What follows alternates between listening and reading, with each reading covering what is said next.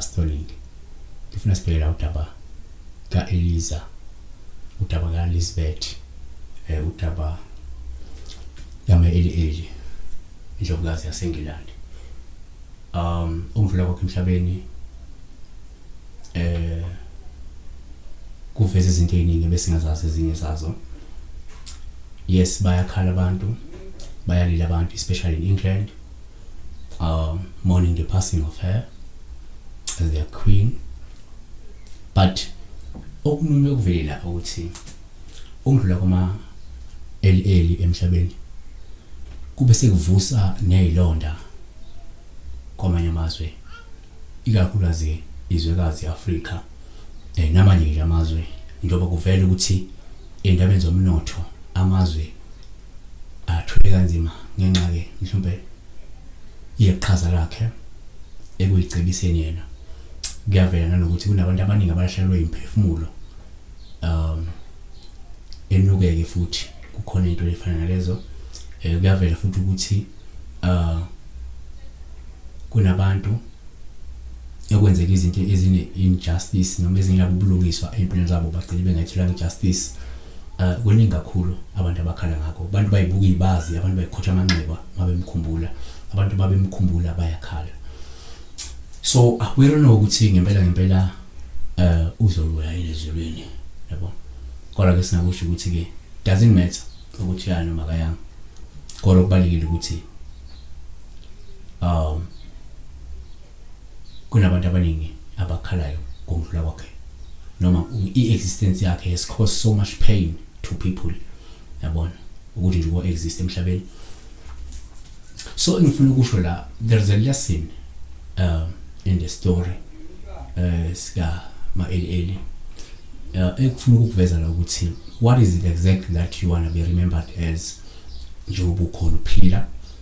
Kungenzeka umuntu ongumengameli, umuntu obucabinet, umuntu osebenzela umphakathi, ominister, yini lo ufuna ukukhunjulwa ngayo? Ufuna ukukhunjulwa ngecorruption owayenza kwalamba abantu abaningi, ufuna ukukhunjulwa ngecorruption owayenza kwahlupheka abantu abaningi, ufuna ukukhunjulwa ngokuthi wena wawumuntu owayi-CEO, umuntu owayi-manager, umuntu owayi-supervisor, owayiqhasha ngesex, umuntu owayiqhasha abantu besifazane elale nabo. Ufuna ukukhunjulwa ukuthi uyinyanga ekade ithi abantu babezile bezolashwa mhlawumbe, ufuna ukulala nabo noma ulale nabo, uthi ubakhipha odolosho ngokulala nabo, abantu bafaka intando yangaphansi ulale nabo. Yini le ufuna ukukhunjulwa ngayo? Ngoba siyavela ukuthi ke kahle into oyenzayo iyavela and abantu bazokhumbula ngayo. Ingakho kuthiwa abantu emsebenzi yabo balandela, yabona. So njengoba usa-exist nje usebenza leyo office osebenza kulona, yini lo zokhunjulwa ngayo? Awuzikhunjula ukuthi wena wawukhwabanisa abantu mhlawumbe baluza imisebenzi, awuzikhunjula ukuthi wena waxoshisa abantu emsebenzini bahlupheka abantu, awuzikhunjula ukuthi mhlawumbe wena waba i-gatekeeper, abantu kwafanele bathole funding bangayitholi funding because wena you stole the idea and waba i-gatekeeper. What is it exactly ozokhunjulwa ngayo? Because now ma-Eli Elizabeth uselele sithi rest in peace, but abanye abantu no, there's no way she can rest in peace. There's no way she can find an eternal peace because wasenza kabi, yabona. Kumanje imphumela yokwenza kakhe kabi siyayibona empilweni zethu singama-Africans, yabona, noma singabantu nje abaphilayo. So nawe njengoba uphila ukuleyo position okuyona njengamanje, yini le ufuna ukukhunjulwa ngayo wena? Njengoba lapho kukho ku-TV, mhlawumbe usenza ku-TV, usenza kwi-production ethize, aren't you going to be remembered as umuntu owafuna ukulala nabantu abathile bagcine bengangenanga kuma-position athile befuna bawathole, bangakwazanga uku-actor, bangakwazanga ukushowcase their talent because ungafuna ukulala nabo na? So lento le issue ukuthi ngenza kwethu, let's try to work very hard, senze kahle kubantu so that we will be remembered as abantu abama-role model, abantu who led people ngendlela right, people abangazange babe ngama-boss phezu kwabantu bese befuna ukulala nabantu noma benze izinto kanjani ba-ill-treat abanye abantu, yabona. Because one day you'll be remembered as umuntu owa-ill-treat abantu, you'll be remembered as a rapist, you'll be remembered as a murderer, you'll be remembered as an abuser, you'll be remembered as a manipulator, a person who gossip about people, a person who curses people. You'll be remembered as umthakathi, because ayikho into enhle oyenzele abantu. So that is what I'm saying.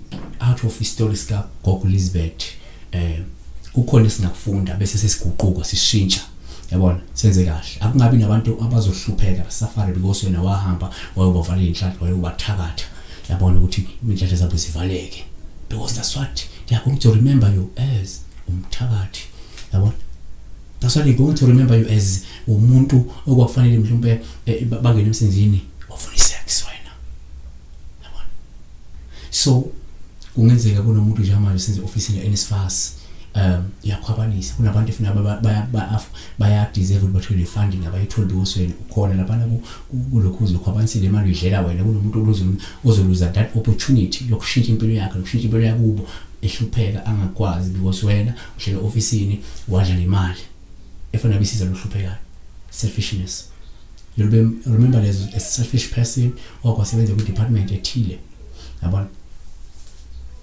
ungenzeka nje manje uhlela lapha ku NYDA ungenzeka usebenza whatever institution ekhipha ama funding abantu belesha ama proposal ujoin ama ideas wabo usebenzele wena uphumelele that's what we gonna remember you as umuntu wathi idea yami umuntu ongathi mangisebenza emzini waba induna wangicindezela ngaze ngaphuma emsebenzini noma wangixoshisa remember as umuntu oxoshisa abantu so yini oyifundile ku story sika Elizabeth ngathi singafunda la bese siyashintsha siba abantu abaright abazokhuluma into ezinhle hayi ke ngaze ukuthi uphuma kanje na straight talk nakanjani pastor oningi lo enza sure ukuthi subscribe ku channel yakho bese silandela mawona mbone nawe ufuna sikhulume into ezithile yisho ufuna sikhulume ngani but ngaloko mina sengiphuma